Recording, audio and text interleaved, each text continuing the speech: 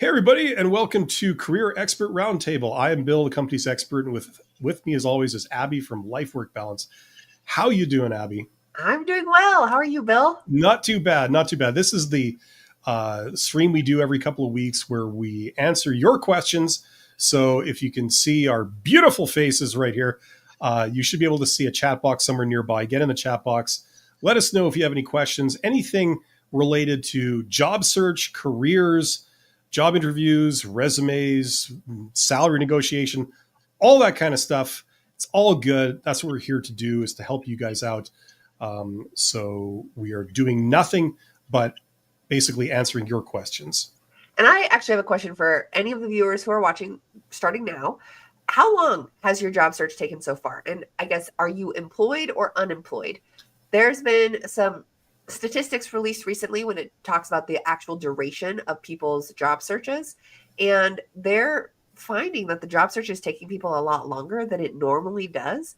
So back in 2024, in October, so what is that, like 7, maybe 10 months ago, that they found that there were 7 million unemployed workers in the United States, and 40% of them had a job search process that was more than 15 weeks, which is a pretty long time. So it's taking about 6 months on average for people to find a job. So I'm curious, for those of you who are in the process of searching for a job, are you A, currently employed and searching, or are you unemployed and searching? And B, how long has your job search lasted thus far? Have you just started? Are you, in the first month of job searching, or are you like in the trenches through this grueling process, 3 to 6 months in, and still haven't found anything yet? And that's across the board, right? That's like people at the low level, people at the high level, like every industry. It's just like a total like average across everything, basically, right? So 6 months average lead time to find a position. Yes, yes. And I think what most people are finding is they have to be very, very specific about their job search in order to kind of accelerate the process. The like spray and pray method that used to work, where you just kind of submit a ton of applications and then one of them will catch on, isn't really working right now. So I'm just interested to see what people's experiences are. I see that there's one person in here, Wampa Blinn, said currently employed and has only been searching for 1 week. Hopefully your search is quick and shorter than the rest. It's not a full 6 months, but it is on average taking people that long. And just to remember, the thing about there's was it lies, damn lies, and statistics. So it's like that's the average right now. You could be average, or you could be above average, or you could be well below average. It really doesn't matter. You could find a job in a couple of days. Like it's conceivable that still happens. But people being unemployed for years is also another thing too. So it's really going to come down to not just your situation, but like your methods, your tactics, your strategy, what you're doing. That's why it's important, to sort of bone up on this stuff and get some awareness of, what's going on and maybe some techniques of how to do things. So that's why we're here. That's why, we do this, is because, some things are intuitive, some things are unintuitive. And like Abby mentioned, some things have changed. We've been talking about that, I think, last time we did one of these. We've been talking about what was it? It was like on average, people are staying at jobs for approximately 4 years, something like that. Yep. On average. And 4 years ago, that was like the tail end of COVID. It was like 2021 or whatever. And since then, the way that hiring is done and people are going about finding jobs, that has kind of changed quite a bit in some areas. So that's why it's important to kind of stay tuned into this stuff, it seems, and really make sure that what you're doing is the correct method. Yes, and I would say that back, 4 years ago, there were still probably a lot of online job opportunities. So people were probably used to applying online. But now we have to be so much more specific about how we're applying. We have to tailor our resumes. We have to tailor our interview prep. We have to actually prepare for our interviews. It might have been 4 years since we last interviewed, so we might be really rusty. So I'm going to give props to everyone who's here watching already. Congrats on taking the first step to preparing yourself for this process. If you were like me, I was like, I can do this by myself. I don't need anyone's help. I don't need anyone's support or assistance. And that becomes a really lonely process. And then when something goes wrong, you don't have anyone to kind of bounce feedback off of or get ideas on what you can improve for next time. So thank you all for being here. I see that we have Yeah. a comment in the chat from, 912 Racing. And it says, I'm looking to start pursuing my first management position within the next 12 months. Any advice for me looking to move to management whose only management experience is from the Army 12 years ago?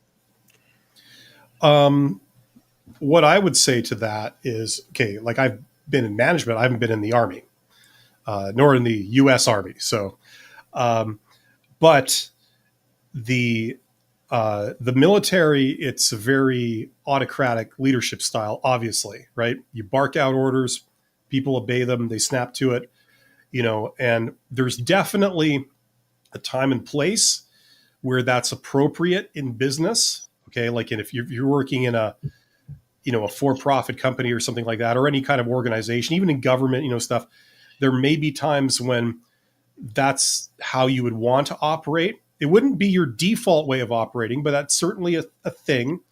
However, as I'm sure you're going to find, 912 Racing, if you're not aware of this already, is that that shouldn't be the default way that it works in a lot of industries in the private sector. Um, it depends on the industry, it depends on the situation, but normally you're going to have different leadership styles. And I'm not sure, depending on where you were in the military and what your experiences have been, whether you had the chance to do a lot more collaborative type stuff or participative type stuff where you get everyone to sort of contribute, that kind of stuff, or a consultative type thing where you talk to people one on one, you kind of get their thoughts on something before you make a decision. Uh, you know, you're really going to have to switch up your style and really get a feel for other ways of doing things, because that autocratic style is probably not going to be the way you're going to be conducting things normally. Yes. And I would say if you're going to be applying for a leadership position, you're going to want to emphasize your leadership skills in your applications. So I don't know if you're applying to an internal like promotion where you would start overseeing people that you already know, or if it would be more of an external role switch. But regardless, you're going to want to tailor your applications to really highlight your leadership experience. Now, it sounds to me like you had some formal leadership experience in the Army 12 years ago, which could be relevant, but we're getting to the long end of the experience that should be included on a resume. Max, you should be including about 15 years worth of experience, nothing past that 15-year mark, unless it is like tailored to the position that you're applying to. So you might not even want to include that experience unless it is specifically relevant to the position that you're applying to. Think currently, based off of your experience and the things that you've done, what are some of the informal leadership roles that you've taken on?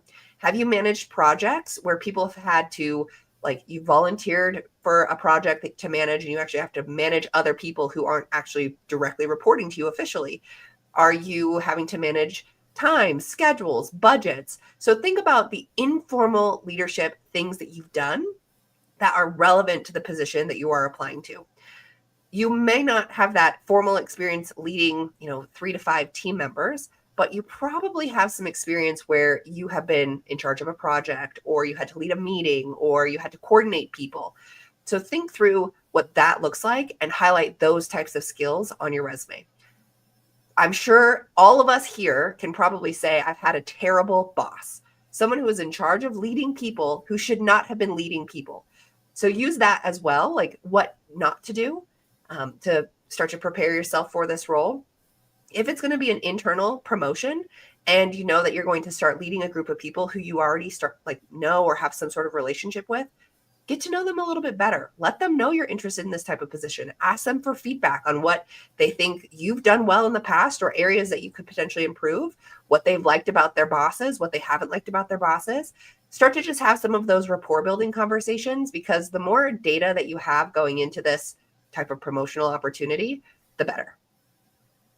Yeah. I'm going to say a thing. This is totally anecdotal. This is just my own opinion. I don't know if this is a widely held opinion or not, but because, like I mentioned, I haven't been in the military, so I don't know where you're coming from. But if I was hiring someone and there was a candidate who was coming from the military, and they were being considered for a supervisory or a management type position. The assumptions I would make would that would be that this candidate probably, you know, they have initiative. That won't be an issue for them to take initiative, to be able to sort of take charge. That will not be an issue for them. They probably have that down.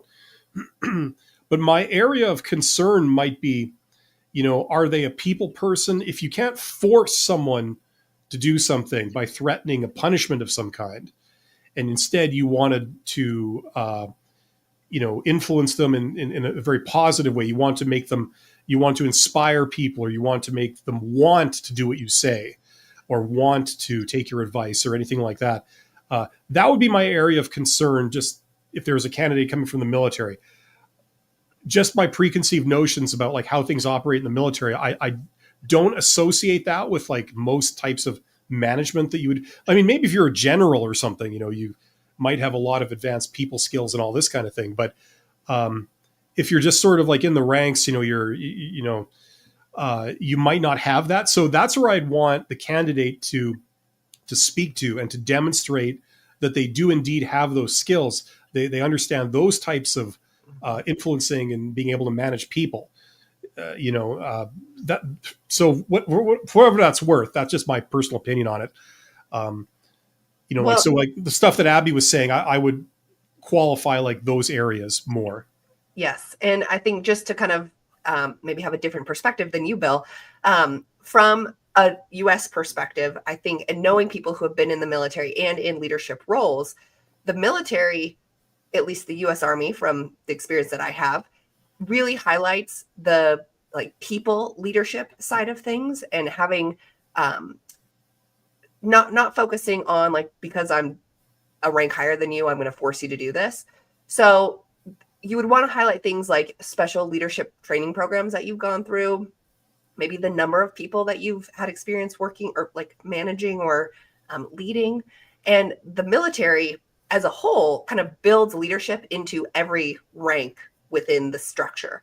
So you could still be, from an enlisted perspective, you could be up to E4 and not have any like formal leadership roles. Like you're not a sergeant yet, so you're not formally leading a team, but you could be like a squad leader, or you could be in charge of, planning something that the rest of your unit is going to be responding to.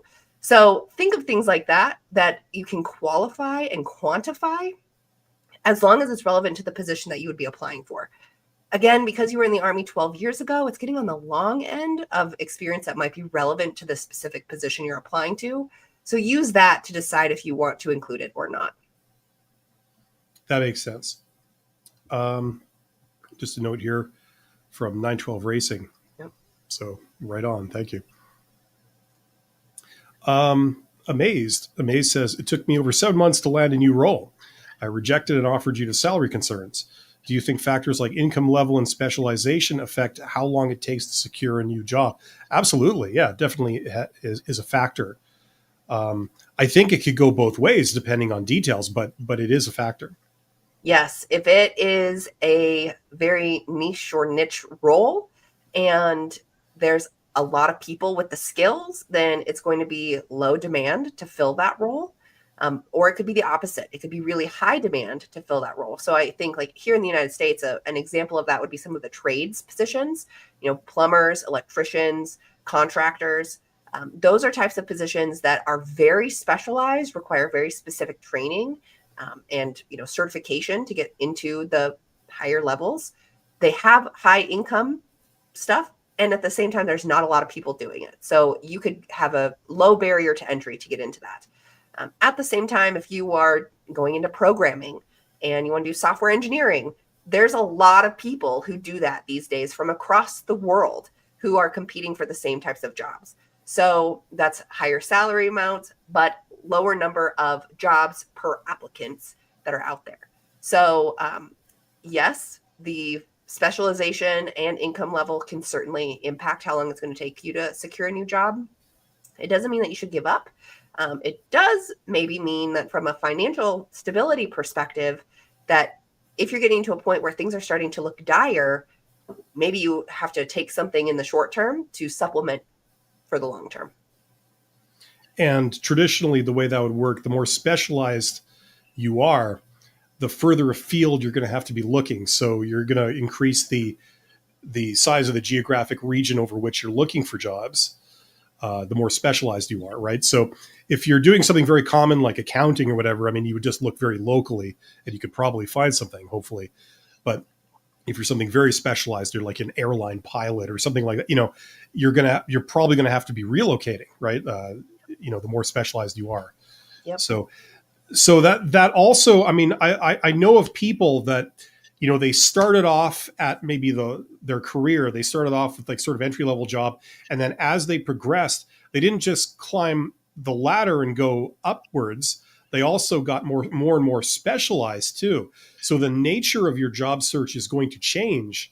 If you're taking on a role that's even more specialized than what you did last time, your job search methods might need to change also to correspond. Yes. So there's a few factors going on there. Yep. And if you want to provide us with some additional information, like what type of industry you're in or what you've been doing in the past to try to do your job search, that might give us some more information to give you more specialized and tailored feedback. Definitely. Someone says, I'm applying to a company through their system, so no interaction with the recruitment team. Is it okay to communicate, I guess, with their recruitment team in LinkedIn, or better to wait for their updates from the system? Mm-hmm.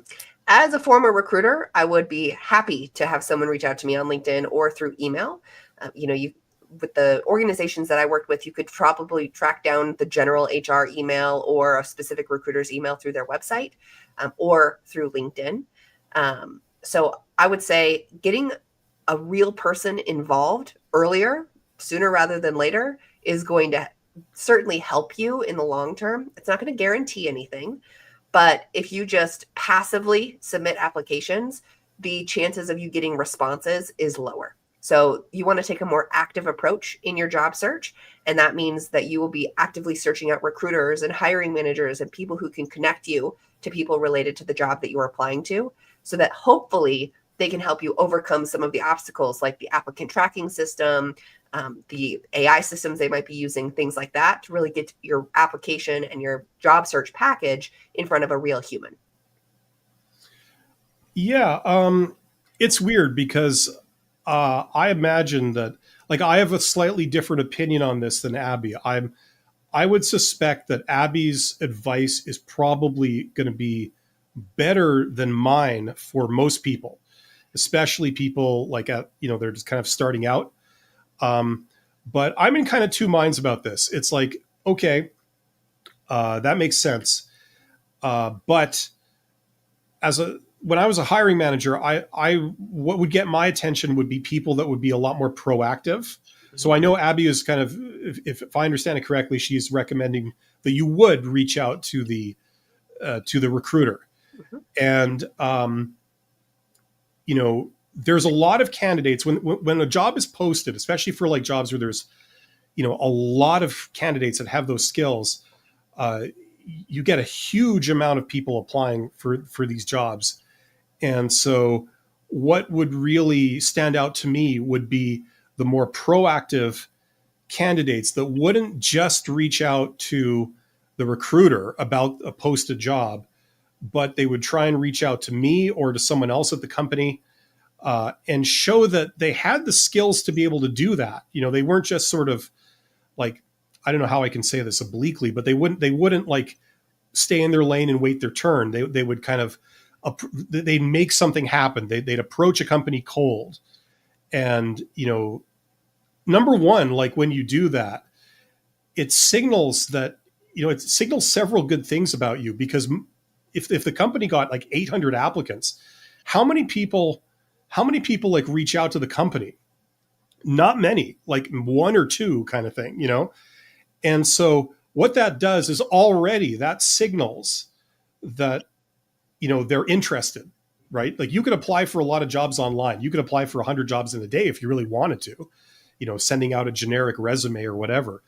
But doing this is a bit more effort required. It's a little bit more nerve wracking, especially for young people that kind of don't do this normally. They're not in sales or, something like that. So that would help get my attention. That would signal to me, okay, this person is actually really interested in working here, as opposed to a candidate who just like they just want a job and they don't really care too much about exactly where. You know what I mean? So it's doing stuff like that I think is really good, and I would encourage people to learn all they can about like that kind of stuff. And just so you know, that's networking, right? It's a form of networking, being able to reach out. So the recruiter is the most obvious person, because on the job posting, a lot of times, I mean, you can correct me if I'm wrong, Abby, like this is still the case. The recruiter will put like an email address or something like that, Mhm. you have inquiries or something like that. So like that's kind of there as like the single point of contact. But if someone wants to go around that to the company, talk to other people in the company, uh, you know, not only does that signal their interest, but it also shows their practical skills in dealing with people, especially if they're not like a total turnoff and people want to respond to them. They're very polite, they're very professional, they're asking for something very reasonable. It makes you want to respond to them. So showing that they have those skills, that shows off a lot of great things about that applicant. Yeah. So I just want to encourage people to think like that and learn as much as you possibly can about that. It will serve you well one way or another. Yes, and I would say that that is very good advice. It's oftentimes it's easier and feels more comfortable to just submit an application passively. It takes a little bit more courage to then find the recruiter who could then, forward your application.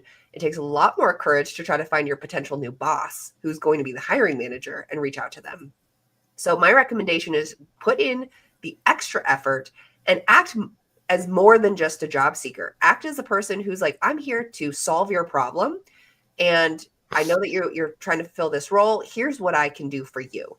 So you're kind of pitching yourself, and you can attach your resume to the email that you're going to send to this person, but put in the extra effort to do the digging. Because like Bill said, if an application or a job posting gets 800 applications, how many people are going to spend the time searching for the recruiter and then also searching for the hiring manager? I would say less than 10 probably are Yeah. going to be going through, like, it's a tiny number of the people who are going to put in that extra effort. And so don't think of yourself as a job seeker who's just submitting a tons of applications. Think of yourself as the problem solver for this role. What are you going to do to demonstrate that you're the best fit for this role? You need to take a really active approach in reaching out and finding someone who can connect you to the people who are going to be the decision makers for this. Yeah. Like, I mean, not to beat this to death or anything, but I mean, I do think this is very important. And so I'd like to talk a little bit about it. Like, for example, we're talking about reaching out to hiring managers, right? Now, let's pretend that you're not going to do anything in person. This is all remotely. But let's also pretend that you're not super afraid of picking up the phone. Okay. Now, I know that, or I'm given to understand that's becoming a little bit of a lost art these days. Like people are getting more afraid of picking up the phone or something. But if you called the company and you said like, hi, my name is whatever, I'm calling because I noticed that you guys have a job posting, and it's for this position, and I'm just wanting to connect.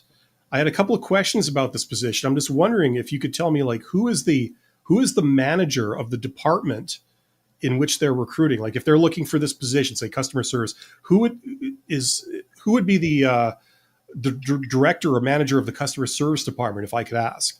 Would it be possible for you to either give me their name or to patch me through to them, something like that?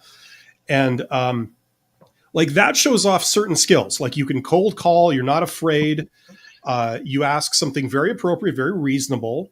You're trying to get information, very simple inquiry. If you're successful at that and they route you through to the appropriate person, and maybe you leave them a voicemail or you call them and they pick up the phone, that signals some skills. Then if you go a step further and you understand how to deal with people, right? Now, for example, one principle of dealing with people is that people like compliments, Would you talk to someone on the phone that you don't know, but they've seen a job posting that you've maybe posted, and they want to say, wow, I think this is really great. This is an exciting opportunity. It's really cool that you guys are here in this city, and you have this kind of work going on and you're looking for people. I think most people would want to hear something pleasant about how they're doing something good. They'll talk to someone who has those nice things to say, right? So understanding that, making the person feel happy that they took your call because you've got nice things to say about them. And it's not like you're doing some weird, slimy, ingratiating thing. You're just pointing out something that they did that you think is cool or you think is great. Maybe if you have a legitimate, reasonable question and saying, like, I understand this is for the customer service department. Can I ask how many employees do you have in the customer service department in this location in your company? I was just curious, is this a small operation or is it quite large? Something simple like that they don't have a problem answering. And they say, oh, this would be for we've got a team of 50 people here and we're actually, hiring 3 new people. Something like that. That's not unreasonable to ask something like that. So at the end of the day, if you had 800 applicants for the job, but only one person did this, okay? Now, the benefit is that, okay, you've got 800 people to choose from. 799 of them are resumes on a desk, figuratively speaking. One of them is a person that you've spoken to from the perspective of the hiring manager. You've talked to them. That they have certain communication skills that are good. They sound professional. They know how to make you want to respond. They paid you a compliment, and it was a pleasant conversation. It seems like you clicked with that person. So if you had to work together, there's no obvious red flags. You already know this about the person, and they've already been elevated above that crowd of 800 people, right? So that's an example of knowing this stuff and being able to do this. This will get you ahead, right? You're now the front runner for that position as far as the hiring manager is concerned. So if the recruiter comes in and says, I've shortlisted these people, the hiring manager might say, oh, did you talk to this person? Who also, I believe they applied, something like that. A great question to ask either the recruiter or the hiring manager would be to say, I have this and I have this. Would it be reasonable for me to apply for this? Mm-hmm. And chances are they'll say, sure, yeah, you apply for it. And then later on, if you needed to, you could say, well, I was asked to apply for this. The recruiter asked me to advise me I should apply for this. So here I am, something like that. Anyway, learn as much as you can about this stuff because it'll help you. It'll allow you to elevate yourself above the crowd, and it'll enable good opportunities to come your way. Push yourself outside of your comfort zone. It's very easy to be safe behind your computer and submitting applications passively.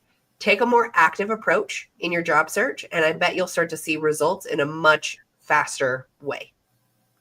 Yeah, and once again, not to lengthen this or anything, but a great way to start out is just to have a very simple, reasonable question to ask. Mm-hmm. Is this position available immediately, or is this for in 6 months or something? Some questions, very basic, very simple. I'm just trying to reach that person so I could ask you this. Yep. That, and maybe start off with doing stuff like that. And, that helps you get your foot in the door, get some experience doing this. And then you can build on those skills as you go. Wouldn't it be great if this job search experience that you're doing right now when you're between jobs, if you could develop some of those skills that would enable you to progress much further in your career when you rejoin the workforce? That'll be an added bonus, Absolutely. Of this period right now. Yep. Okay, so Abby's been answering some questions here. Let's see. Did we do this one here? Is this? No, we didn't. No? And so this person said that they're currently enrolled in a dual degree of MTech plus BTech. I think that's a Master's of Technology and a Bachelor's of Technology. Yeah, I would assume that, yeah. Yep, their final year of graduation is 2026 in May. So next May, they've done a few internships and they're wondering how they can land a full-time role. Well, that is the question, isn't it? Everyone would want to know how they can land a full-time role, and it's really up to you. You are in a position right now where you have done a few internships, you can start networking. You probably know what you want to do versus what you don't want to do. So now is the time to start figuring out what organizations are hiring, what types of positions are hiring for, and what those experience qualifications are. So you don't apply to something that you don't have the minimum qualifications for. And then if you have preferred qualifications, you want to have at least half of those, if not more, to truly be a competitive candidate. But this goes back to the conversation Bill and I were just having, which is if you can start networking now, building a relationship with people who are decision makers in organizations who can actually like give you a job on a silver platter, essentially, that is going to be much better for you in the long term. So find those people, search out the organizations first, figure out what departments they're in, figure out their names, figure out their emails, have kind of informational interviews with them, have them talk about themselves and the work that they do and what they like best about the company, start to build that rapport with them. And then when the opportunity arises, they probably will say, hey, I have the perfect person in mind for this type of job. It's not going to happen all the time. You might still have to go through the application process. And if that is the case, make sure that you're submitting tailored applications. So you're creating a resume for every job that you're applying to, that you are following up, that you are trying to establish a human connection with someone at that company, doing all the things that Bill and I just talked about. And it's not going to be, a easy, free ride process. It's going to take a lot of effort and intentionality on your part. But if you can start now, then hopefully by the time you graduate, if that's the time you're waiting for, if you're waiting until next May to get this full-time role, you have a whole year to start to build these relationships and build your network to really set you up for success when that graduation time comes. Absolutely. And anytime you do an internship as part of your educational program, it's a tremendous networking opportunity because, first of all, a lot of companies that partner with educational institutions that have these internship programs. So as part of your program, your school sends you to go work for a private company for like 8 weeks or, whatever it is. And it's good for you because you get some real world work experience in your area of your field of study. But it's also good for the company because they get a source of essentially cheap labor. Now, some of those companies, for a start, they end up employing the people that were working in the internship. So they've already come to the company, they've done their internship there 8 weeks. It's over now. Maybe they go back to school, or if it's the end of the program, then they just end the program. The company will sometimes ask some of those people to stay on and offer them jobs and say, here, we employ new people. Now, your internship was kind of like a probationary period. We've got a feel for who you are, and we got a feel for how competent you are and how passionate you are about doing this work, and we'd like you to stay on. So for a start, you get those opportunities. Now, if you don't get those, there's a ton of stuff. You can walk out of there with letters of recommendation from, the people that you met at that company. They've worked with you. They can write you a nice letter of recommendation that says, I worked with this person, they were great. You could get certainly references from those people that will vouch for you and say that, I've worked with this person and they're good.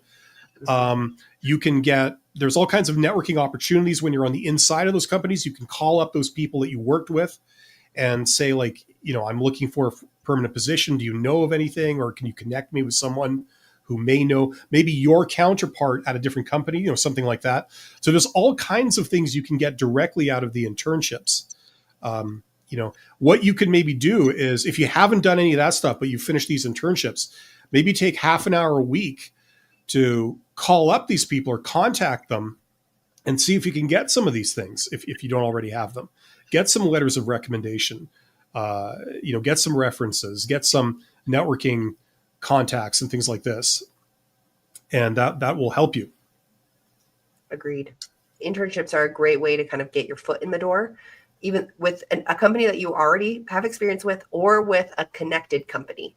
So take advantage of those internships, not only of the experience that you're getting, but the relationships that you're building.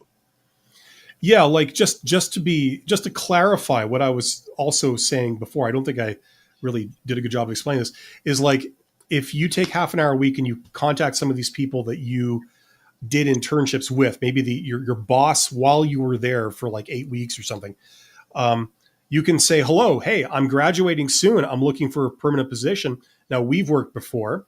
Do you guys have any open positions coming up soon that you know about? Because I'd love to work for you. You know, you guys know I'm good. I can do this. I can do this. I can solve that problem. You know, now maybe they'll know of something because, you know, a lot of companies, they hire, but they don't post the position, right? Or they hire and then they only post the position if they can't find someone through other channels, right? So maybe they're in that stage of like, you know, do we know anyone? Do we want to offer, reach out to any of these students as part of the internship and hire them? You know, maybe we should. We need to add on a couple of people, but like they're still in that phase of not really knowing what to do. They're going to determine it in a few weeks. You get in there and say, hello, I'm looking. And they'll say, oh, well, okay, maybe we'll hire you. Why don't you come down for an interview? You know, and then you get in there and you get that job on the hidden job market. So there's all kinds of things you can do with the internships to really maximize like the benefits and opportunities there. So I'd pursue those if you haven't already done so. Yep. All right. Looks like our next comment is from Alejandro Palicios, I think. They said, I have already applied, but the process is taking too long and is going a bit slow. What would you recommend in terms of following up without being pushy? Well, follow up. It also depends on if you have already followed up. So my recommendation is give them like 2 to 3 follow-ups. And if they're not responding to you and if things aren't moving along, take that as a hint that you're probably not going to move forward in this process. Some people think that even my recommendation of 2 to 3 follow-ups is too much. So if you have already had contact with someone, with a recruiter or a hiring manager, you've already had an interview, follow up with them directly via email or through a phone call. Phone call is probably better because it's going to get you hopefully a response in a faster real-time method. Email is, you know, everyone's safety net. So just follow up and say, hi, I had my interview on this date, or I applied on this date. I haven't heard anything since, you know, X, Y, and Z. Just wanted to follow up on the status, see if there's anything additional that I might be able to provide, if there's any further questions I could answer, etc., and then move on. Never stop applying until you've started that new job, because once you've stopped applying, then you have to restart at the beginning of this whole process. You want to keep your systems going. You want to keep irons in the fire. You don't want to be relying on one thing to work out and then have it fall apart and have to start over from the beginning. So while a process might be taking too long and is going a bit slow, hopefully you have some other things in the works that you're continuing to apply and interview for. Anything you want to add, Bill? No, I think it's all good. Always be looking forward. Never like sort of, you know, you apply, but then you stop and then you just kind of wait by the phone for it to ring and wonder what's going on the other end. That's not productive. Yep. As a job search campaign, your job is to essentially be lead generation. You're going to always be looking forward, always being, like Abby said, trying to generate new opportunities, new leads, Yep. right? Because that's the name of the game. Now, if you want to follow up, the more you care about that particular job, the more you'll want to follow up. That might be also an excellent opportunity to do kind of what we were talking about a moment ago and just go around, you know, the recruiter and the official job posting. Go talk to a hiring manager, you know, see if you can sort of find out who the hiring manager is and, you know, make a phone call. Like if it's a job you really care about, then it would be worth doing this kind of thing. If it's a tremendous opportunity, it would be worth doing this, putting the effort forward. Maybe not for every job you do, you would want to like go to these lengths, but certainly if it's something that would be, you know, a standout kind of opportunity for you, you might want to consider all this. Yeah. We have one here. That one llama who is so obsessed with fandoms. That's awesome. I love That's it. an awesome handle. We need more people to have colorful handles like this. You know, it makes it interesting. Says, I'm in community college, just wondering where I can find medium to no cost networking events. I'm used to the HS, what's it? High school. High school networking communities. So aside from conventions and job specific events, it's tough to find. networking takes a variety of roles. Now, if you're talking about going to events, that's gonna like it really depends on what industry. Like if you're going into sciences or engineering or arts or skill trades or like it kind of splits off as I understand. If you're going to events, Mhm. um, there's all kinds of stuff that you can do. Uh, if you want to sort of see what's around you, what I recommend is go to Google Maps and type in the name of your city or your region, wherever you are, and you'll be looking at a map of your city, uh, and then type in like either the profession you want to go into, like say construction or engineering or science or like something like that, whatever you're interested in. And what'll happen is that on the map you'll get all these things popping up, pop, pop, pop, pop, pop. They just all show up, and they're all like businesses or companies or associations or sometimes things like museums or schools, things like that, that are somehow connected to that thing, like if it was science or construction, skill trades, whatever. And depending on what it is, if it's a private company, you can reach out to the company and say, hi, I'm here, I'm going to be graduating soon, I'm looking to work in this business, and you guys are really close to me and I'd love to work for you if there's an opportunity. If ever you're looking for someone like that, let me know. If it's a museum or something, you can call them up, or you could go to their website and say, do you have any events to do with skill trades or science or whatever? Like the list is endless. Like, so depending on what you find that's around you, there'll be a lot of things. You can then sort of look at each of those as targets, and they're all going to be some kind of network opportunity. Yes. And I would say that if you're looking for like where to find some of these things, it is industry specific in most cases.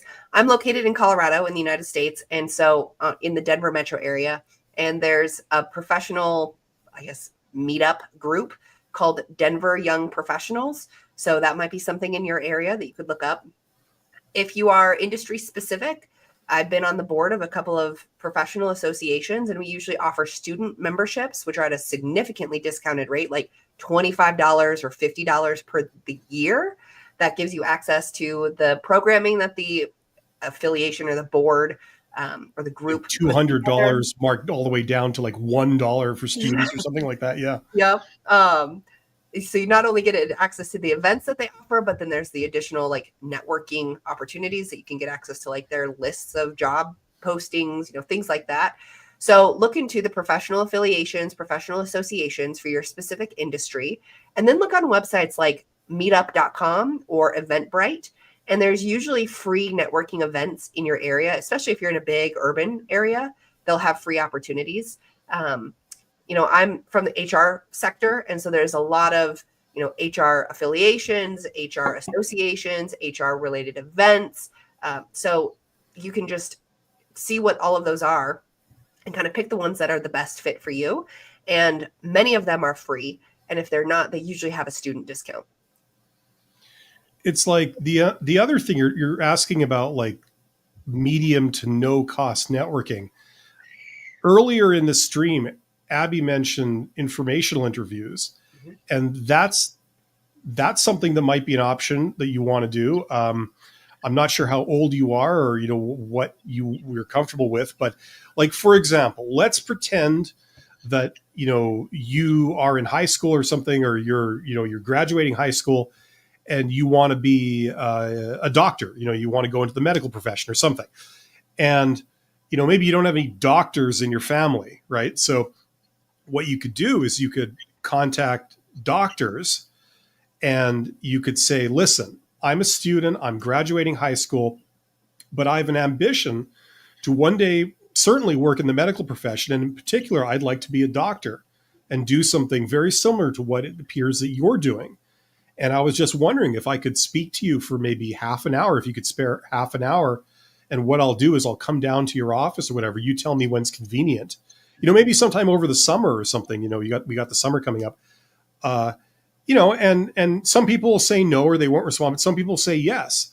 And then you can sit down with people that are in the profession that you might aspire to be in, and ask some questions and say, like, do you have any advice for someone starting out? Or, what do you see ahead for, medicine, and, what are the kind of the hot areas. There's going to be a lot of like activity and innovation around where maybe we might need people in the future. What areas of specialization, like this kind of stuff. And it might be very useful depending on, what your situation is and what you're looking for.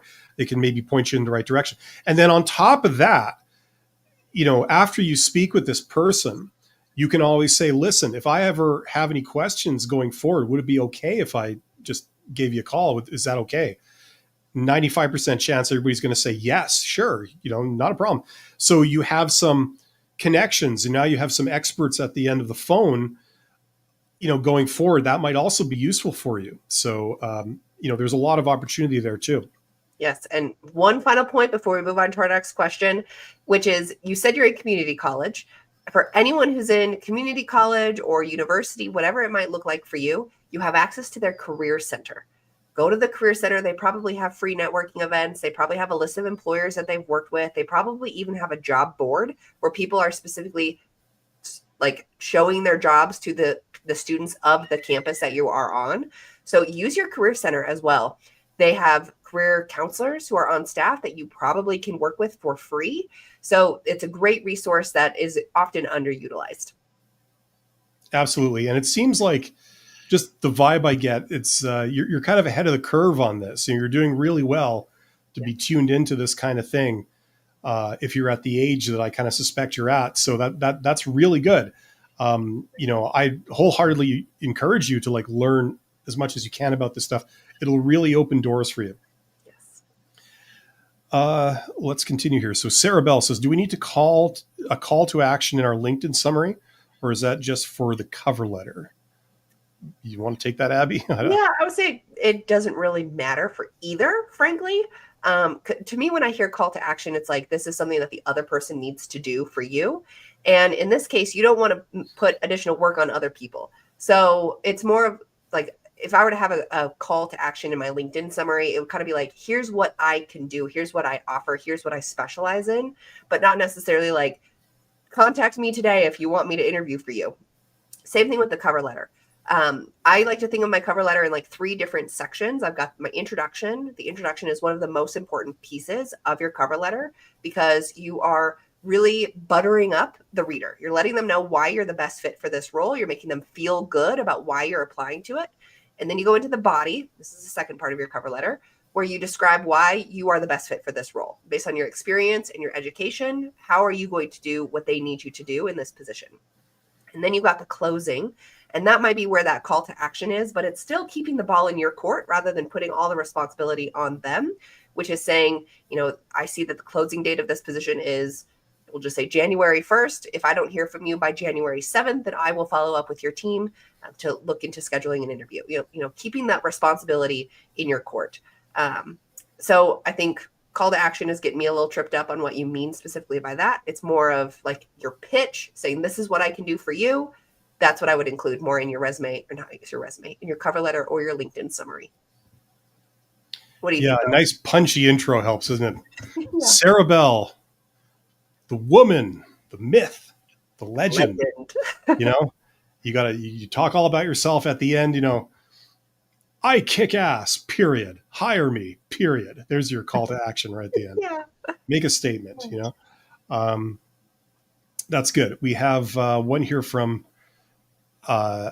Tommy Zzz, says, I finally got an interview this week for a graphic designer role, and it's in person. Have not done an interview, I guess, in person once in a while, and I'm nervous, and tips to practice before then. Practice. Listen, do mock interviews in some way, shape, or form. Like, do pretend interviews with somebody else. Abby's got some options for you there, and but there's a lot of things you could do. Practice makes perfect. Yeah. And don't be too nervous. You're going to do a lot better than you think. Yes. One of the follow-up questions that Tommy had was, should I match their tone and not be over enthusiastic? Yes, you want to engage in mirroring with them. If you have an interviewer who is calm, no affect on their face, they're like not using their hands at all for talking, you don't want to be over there being super boisterous and like in their face about who you are and what you do. You want to try to match where they're at. And as Bill says, I would definitely recommend practicing interviewing with them, not with the interviewer themselves, but interviewing with another person. You could do it with a career coach like me, or you could do it with one of your close friends or family members if they are in a place where they can help you do a practice interview. What I would recommend as well is bring some notes. Have a Padfolio, which is like a leather-bound folder, essentially, that you can have copies of your resume in. So you can hand that out to whoever might be present in the interview if they haven't looked at your resume yet. If you have like business cards, you could include it there too. So you could hand those out, or you could collect their business cards if they've got them. And then it usually has like a notepad that you can write notes on. Have a couple notes written down, have the like acronym CAR or STAR written down to remind yourself of how to answer almost every interview question. CAR is my preference. It's very similar to STAR, it's just shorter, which is context, action, and result, so that you can remind yourself to answer questions in that really concise, clear way so that you're not rambling. You can also write down the questions that you want to ask them at the end of the interview, and then any other major things that you want to make sure you cover during the interview. You're not going to have paragraphs of notes that you're going to be reading in front of them. It's more just a visual reminder so that you can mention the things that you think are critical to them making a decision on if you're the best fit or not. It also shows that you're prepared, you've thought forward about this experience. And when it comes to doing your mock interview, I highly recommend practicing your introduction. So tell me about yourself. I recommend practicing a couple of behavior-based questions about communication, conflict resolution, problem solving, things like that. When it comes to graphic design, they might ask you some questions about your interaction with clients. You know, how did you respond to a situation where a client was unhappy with your work, or if a client rejected the things that you've put together for them, or they had a lot of wants and needs on their list, but you were out of budget, you know, like what sorts of things how did you handle that in the past? So think about those types of questions, and then for sure have at least 3 to 5 questions prepared for the end of the interview that are questions that you couldn't just figure out by looking at their website or by looking at their social media pages. So these are things that are very role specific. You know, what are the things that you're hoping this position will accomplish in the first 30, 60, 90 days in 1 year? Tell me about your experience working for this organization. What has been your favorite part about working here? And then you can even ask the hard or hesitation question, which really freaks people out, but really makes a great impression, which is based off of what you know about me. What do you think my biggest challenge will be if I get into this position or if I accept this role? So it then gives you an opportunity for some real-time feedback. And sometimes it might not even be about you. It might be about the existing team, and could give you an indicator if there's red flags or things that you'll need to be aware of moving into the position. Always, I would recommend print out a copy of the job description, take that with you too. Yep. And I agree about the whole like STAR or CAR thing, like having that on a piece of paper. Like if you have a notepad or something like that, you know, so it helps to write stuff down. I try and do that when I'm asked questions, especially in like a panel interview type situation.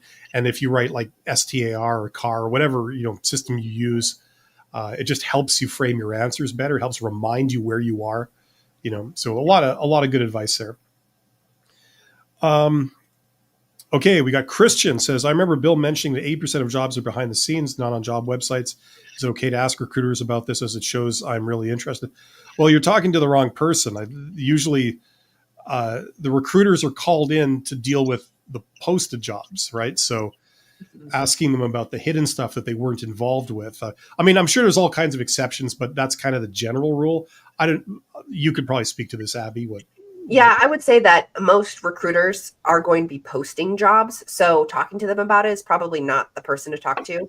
I also know that at least in Colorado, which is the state that I'm located in the United States, Colorado has made a big push for competitive job postings, which means they have to be posted somewhere. Doesn't necessarily mean they have to be posted online. I could print it off and post it on my wall in my office, but they have to be posted somewhere. In a locked filing cabinet. Yeah, I printed it off. Beware of the leopard, yeah. Right.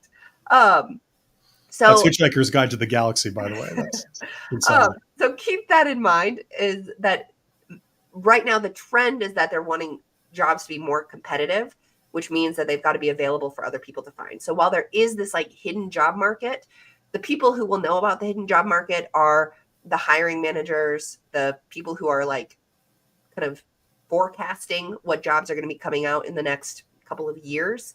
So those are the people who you would want to get in touch with, like through your networking and relationship building and informational interviews, because they can put you at the front of the line when that position does become available to fill.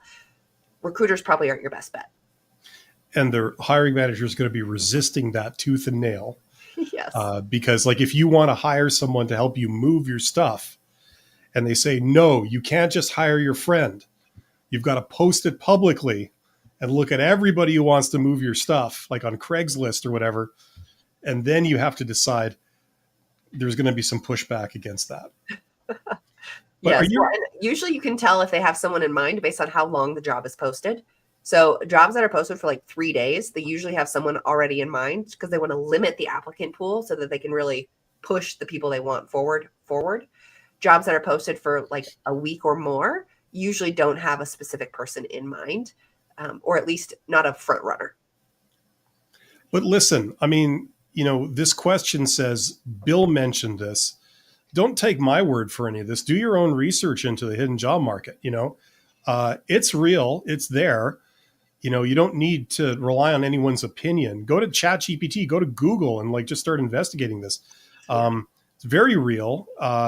The more you know about it, the better. The more opportunities you'll have for yourself. Because the other statistic that goes with that I heard years ago, and I believe it's still the case, is that 80%, approximately 70 to 80%, whatever it is, of jobs are not posted.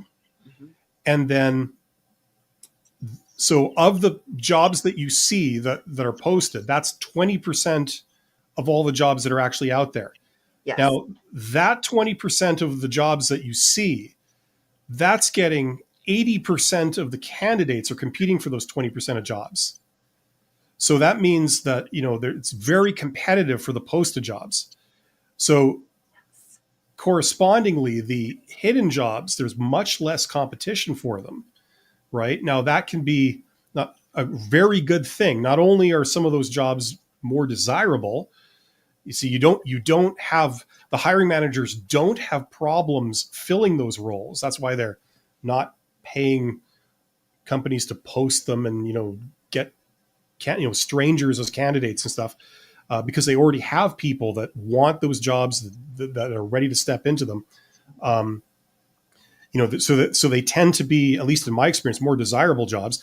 Think of a lot of management jobs. Vast majority of those are all hidden. They're not posted. How many times have you worked at a place where your boss was replaced and you didn't see a job posting or anything like that? None of the workers ever saw that coming. It just happened out of the blue one day, right? Because it was all done behind the scenes, right? It wasn't done publicly. I'm sure most people can think of examples like that. So not only are those jobs generally a little more desirable, but you have much less competition for them. So the more you can learn about how this works, and I don't care if you're entry level, you're just starting out. We had someone earlier this stream that was talking about internships. The way you can put yourself forward to get a career job at the end when your university program ends or whatever it was, is through networking, tapping the hidden job market. You know what I mean? So everyone can learn about this. Everyone can put themselves forward for those positions. And I wholeheartedly encourage it. There's definitely a reason why you'd want to apply for posted jobs and deal with recruiters and all that. That's definitely a thing. But this also exists too. And a good, in my opinion, a good job search campaign is you're not just doing one thing, you're looking at all these things together. Yep. Okay. Someone says, hello, I got laid off after a decade in the company. Well, that sucks. I'm sorry to hear that. Never easy. Times like that are never easy. Now, after a year, it's getting difficult to get any interviews. Do you have any advice to find recruiters? Thank you in advance. Okay. Well, everything I just said about the hidden job market, that applies to you. Okay. That's where you're going to find a lot of the great opportunities for you. So learn about it. Don't just limit yourself to those 20% of jobs that are posted. Okay. Now, in terms of doing this, I'm going to let Abby maybe respond to what I want to hear what she has to say about this. Yes. Well, when it comes to finding recruiters, I, I'm lukewarm. I haven't worked as a recruiter who like actively headhunts. So take this with a grain of salt with that kind of aspect. Um, I've worked as a recruiter hired for an organization like in HR to post and fill jobs where I work with hiring managers as like my clients within the organization. And so if I were to get someone who like reached out to me on LinkedIn and was like, help me find a job, I would be like, look at our job board and find a job, and then you apply, and then we'll decide if you're going to be the best fit. So finding recruiters, I don't think is your answer to this problem. I think the solution is identifying the types of companies and the types of roles within those companies that you want to do and that you want to actually apply for, and then proactively searching out the people who are doing the jobs and managing those jobs to build rapport with them. So this is again that proactive approach to the job search. You're not just this like passive job seeker where you're just submitting applications but not doing anything. So you'll want to identify organizations that you want to work with, organizations that are similar to those organizations that you want to work with, identify the jobs within those organizations that could be open, and then identify the people within those organizations who are connected to those types of jobs. Start to build your network with them. When a job then becomes available, because it's likely that there's not a job available right now that you can apply to, when one of those jobs becomes available, then those people will have you come to the top of their mind, and they can likely refer you to apply to the job, or like submit an internal application for you where they can just put your application at the top of the pile. So that's what I would recommend doing. If you're going to continue with this passive approach, then it's applying to the jobs and then again, more actively figuring out who is going to be responsible for decision making regarding that role and connecting with them in some way. The biggest problem that people face when it comes to applying to jobs is the passive approach. It's going to take a long time to get any bites on your application if you're just passively applying and not doing any active follow-up, not finding anyone, any human to get you past the applicant tracking system. There's going to be a lot of waiting. And, it sounds like maybe you were getting interviews, but you're not getting interviews now. So maybe it's time to take a look at your resume, make an update to your resume, make sure that you're tailoring your resume to every job that you're applying to. You'll probably have like your software QA, like general resume, and you'll make small tweaks to it to be very specific to the job that you're applying to. But take a much more active approach in your job search rather than trying to find people to connect you to jobs or passively applying to jobs. There's a lot of great stuff there, and this kind of splits off into different things we could talk about. Now, one thing I want to make sure that you understand, and I'm sure I'm saying your name wrong, but Dushmantha, if that's how you say that. Anyway, listen. Hopefully you know this already, but just in case you don't, remember it's a completely different thing to be qualified for a job than it is to be skilled in how to get that job. Okay. And you mentioned that you're working in software like quality assurance, like an IT type person. I know a lot of IT people that are just absolutely amazing and they got amazing people skills, but I know quite a few others that really don't. And one of the things that I've noticed is that, especially for people in like IT, but it applies across the board too, is that some people confuse the idea of like, I'm qualified for this job. Therefore, all I have to do is just say I'm qualified and then they should hire me. And it doesn't work like that. You see, from the perspective of the employer, there are a lot of people that could do the job. They're qualified to do, software QA or whatever area you're in. But like Abby kind of mentioned, there's people that are sort of out there that have got skills in how to communicate and how to persuade someone. So they're doing a very, very good job in selling themselves, and making a compelling case for themselves, as opposed to other people that maybe kind of aren't. It's much more passive, like Abby was talking about, where you're saying like, well, here's my resume, I'm qualified, so let me know when I start, kind of thing. And those people, they tend to get frustrated because they see I'm not getting hired. Like, I don't understand. I'm telling them that I'm qualified, but they're not hiring me, and I just don't understand what I'm doing wrong or what more I could do. You know what I'm saying? What you've got to do, what helps is, like Abby says, like to be more active. And if you're wanting to be an employee, being qualified to do the job is a start, but it is no means the end of like what they look at. What tends to be much more important in the real world, and you're probably going to cringe when you hear me say this, is the people skills, because it's a well-known fact that you can be technically qualified to do a job, but if people hate dealing with you and they don't want to deal with you, every time they deal with you, you get upset, or the communication just doesn't work, or you don't click, or it's just frustrating, or they try to explain something to you and you misunderstand all the time, and vice versa. you know those are the things that are really going to determine who's a good employee and who's a bad employee from the perspective of the employer, right? Well, So not just a good employee, but a great employee. yeah, exactly. So if you are someone that's got like the technical chops, you're qualified to do the job. You might even be a brilliant person at doing the job. But on top of that, you're the person that's really easy to deal with. You get along great with your boss and your coworkers. Everybody wants to work with you. They want you in their work group. They look up to you. They would rather take their guidance or their lead from you. Like, that's the stuff that like really counts, because every person they're interviewing on paper is qualified to do the job. So that's not the tiebreaker anymore. The tiebreaker is going to be all that other stuff, all the soft skills. Okay. And it starts with how you reach out to them. They're getting a taste of like what your communication skills are like, how easy it is to deal with you, how effective are you at persuading them. Like, from the moment you reach out, that email you write or that phone call you make or whatever it is, it starts there. Okay. So focus on that stuff.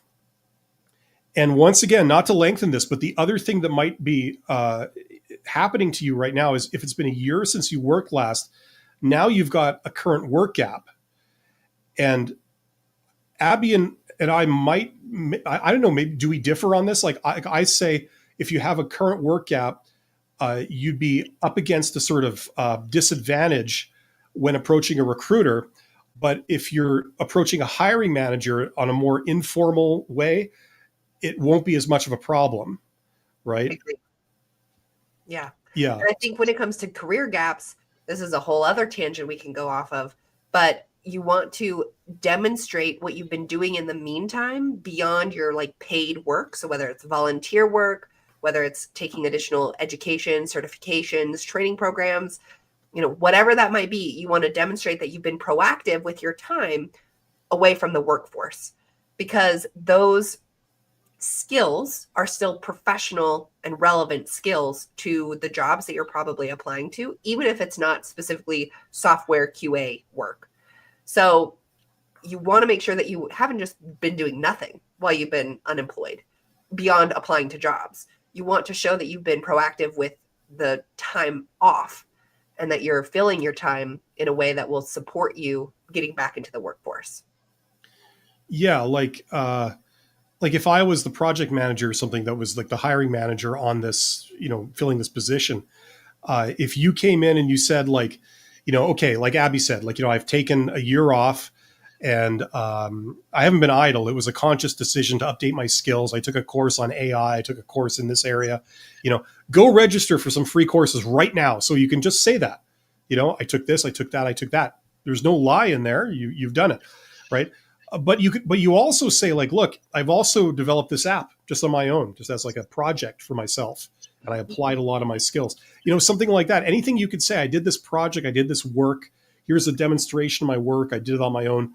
Uh, Something of that nature, that would also be good in my book if I was the hiring manager. It shows that you're interested in that work. It's not just a job to you. It's like it's your calling. You're passionate about it. This kind of thing, and that counts in your favor. Yes, I agree. Um, we got a few more questions here. Why don't we just go through these, and then we'll probably wind it down. Sounds good. 912 Racing says, are companies generally honest about the workload for their management roles they would be filling? I figured I can ask in the interview, but I'm worried I'd come across as lazy. So in the interview, you'd say, are you being honest when you tell me about this? I'm not sure how well that would go down, even if you kind of said it in a very diplomatic way. It takes, in my experience, it takes all kinds. Like you get good companies, you get bad companies, and they, it really runs the gamut. So, Well, and I think that when it comes to asking this type of question, it also depends on you as the applicant, because my capacity to handle a certain amount of work might be different from someone else's capacity. And so I kind of laugh when I see this question, because I don't think that the company can be honest, because I think it yeah. is very person dependent. So maybe the person who was in this role in the past was a complete and utter rock star and handled it perfectly, but then you're going to get thrown into it and it's going to be way out of your comfort zone. So, Or vice versa. Yeah. Yep. And so they might be like panic telling you like it's going to be a lot, and then you get into the job and you're like, what are they talking about? I can handle all of this with my eyes closed. So I think one way that you could like ask about this is like, can you describe, what my calendar would generally look like? That might give you an idea of how many meetings you might have per day. Can you describe what a typical week in this position would look like? Those types of questions, rather than like pointedly saying, are you honest about the workload? Which I don't think that was what you were going to do, but kind of beating around the bush to get some idea of what the workload looks like, what the daily or weekly schedule looks like, what calendars look like. All of those are good questions to give you some insight into how much time you'll be spending doing things in the role. Yeah. And I mean, if I was the hiring manager and I was, sitting in on the interview with the candidate and the candidate was asking questions of this nature, I have to confess, I would regard it as a little bit of a red flag. I mean, you're perfectly justified in wondering about this. It's a legitimate thing. And there are companies that totally abuse this. You're right to be tuned into this. Okay. You're going to take a job. They're going to tell you it's this great job. So you take the job, and next thing you know, they've changed your duties. They've multiplied the amount of work you got to do by 4. They've created an impossible situation. You're miserable. You hate it. It doesn't end well.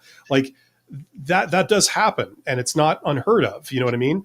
But in the job interview, like, sort of like, trying to get assurances that that's not what's going on, that sends some signals. It signals that either you're hypersensitive to this, which signals it might not work out. You're really tuned into like, how much work am I? It's almost like saying, so how much work do you expect me to do? Like it's a red flag saying something like that.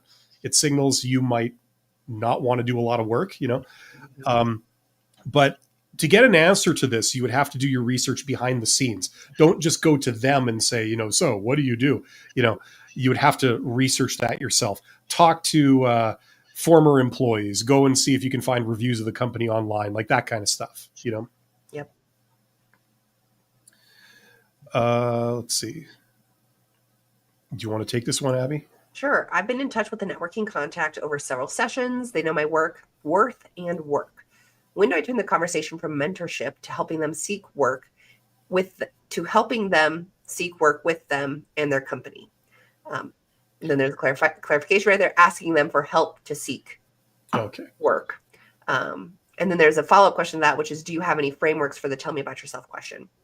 So I think when it comes to this networking question, like just kind of placing in there, and I'm assuming that you're wanting help from them to potentially fill or seek work in some way, like for them to recommend you or put your name in the hat for some position.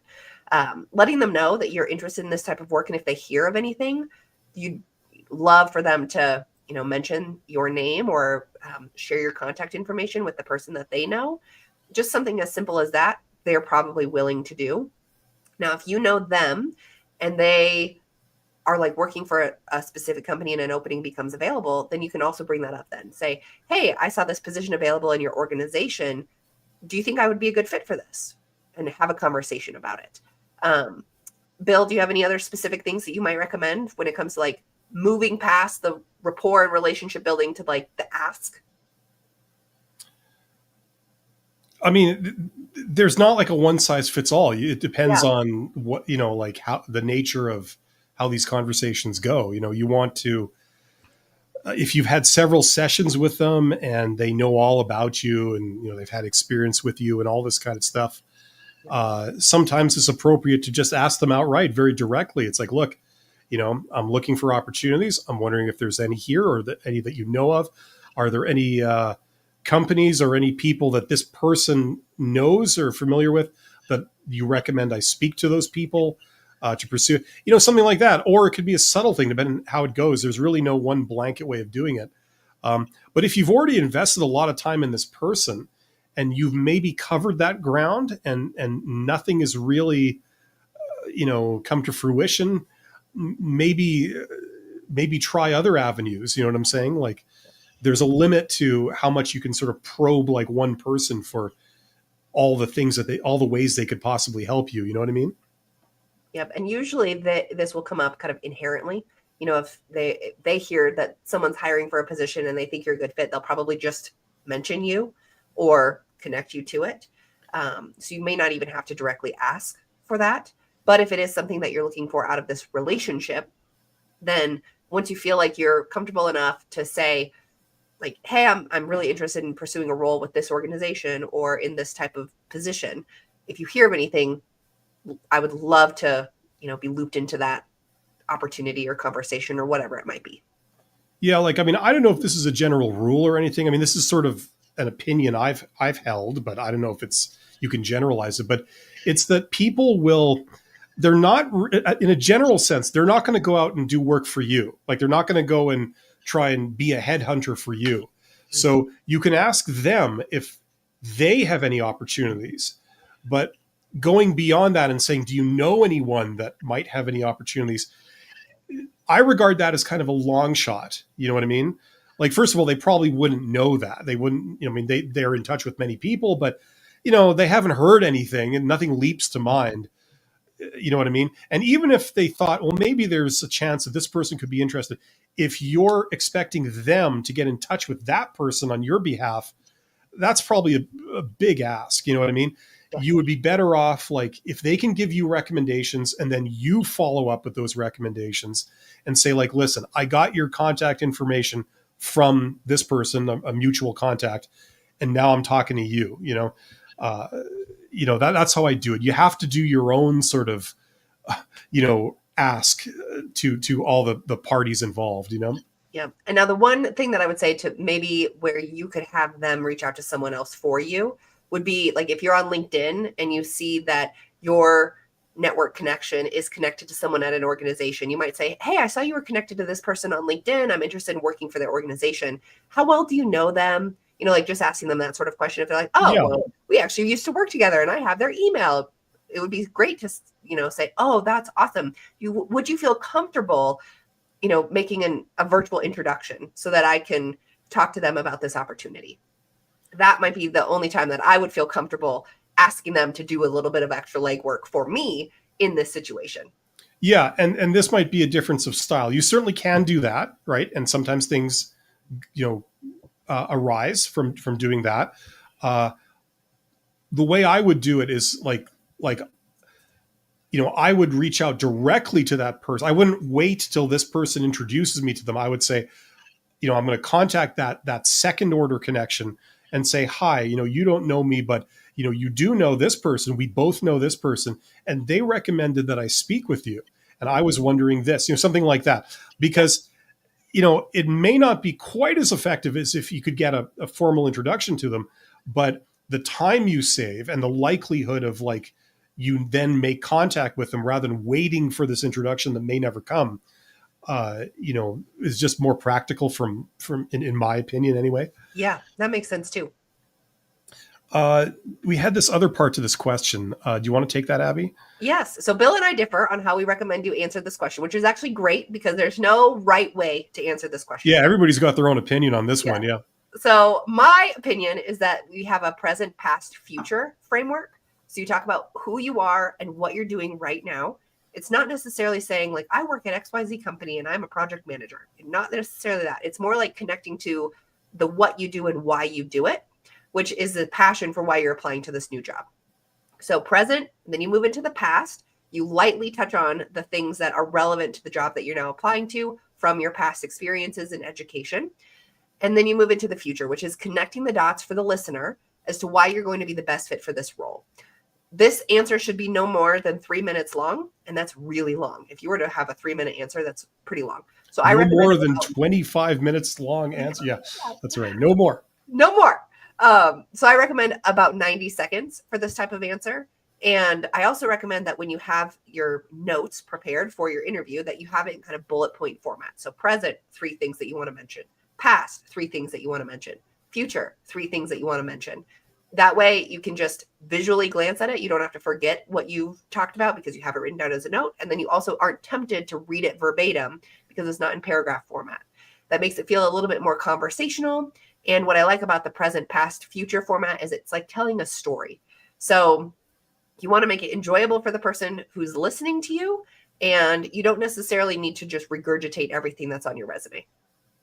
And make sure your story is action-packed. That helps. With sound effects and everything. That's right. You could bring your kazoo.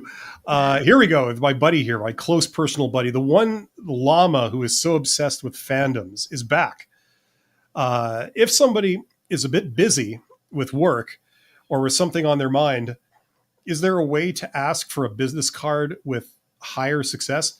This only applies since it's the one-time interaction with the said person. Well, the way I've always done it is the way you get a business card is you give them a business card. Mm-hmm. So go and print up some business cards. It might cost you very nearly $20 to get like a stack of business cards. The place I always used to use, I've used them for like 20 plus years, is Vistaprint. I don't know if they're just a Canadian thing, but like you order them online and then they send it to you. Basically, the header of your LinkedIn profile is essentially what you put on the business card. Your name, your tagline, a photo, your contact information. You just put that on a business card. And then, you kind of meet the person, you take out your card, you give it to them, and then they, almost like when you shake it, you extend your hand like this to shake someone's hand, they extend their hand. Same idea. That's the best way, in my opinion, to get a business card. That's what I've always done. Well, and I was just quickly looking on my phone, on my LinkedIn profile to see if there is, I don't easily see where to find the QR code, but I'm pretty sure there's a QR code that you could pull up on your LinkedIn profile that they can also pull up too. So then you could just like quickly swap LinkedIn profiles that way if you don't have business cards. But that's the other thing that comes to mind for me. All this newfangled technology of which I'm really unfamiliar. It makes me feel old. But no, that's a good point. Okay, we're trying to get down to the end of this. Let's see. Elizabeth Bright says, I have been getting lots of interviews, but not just getting an offer. I don't know what I'm doing wrong. I have an interview on Wednesday. Please, how do I stand out and get that offer letter? Abby specializes in helping people with their interview game, basically. So you could do a lot worse to check out some of the coaching stuff that she does. But yes. You want to take this, Abby? Yeah. So when it comes to getting a lot of interviews, that means your resume is doing its job to show that you are a qualified applicant for the position. Something is not working in the interview for you where you're just not able to demonstrate that you're the best fit for the position. So what I would recommend doing is, if you want to go into a one-on-one coaching session, then that's totally an option. But here's what I recommend for people who don't do that. First is you need to strategically prepare for this specific interview by analyzing the job description and identifying core competencies associated with the position and building stories around those core competencies. So the way that I like to do this is through ChatGPT or Grok, which are generative AI platforms. Copy the job posting, paste the job posting into the prompt, and ask it to analyze it and identify the top 10 core competencies for success in this role.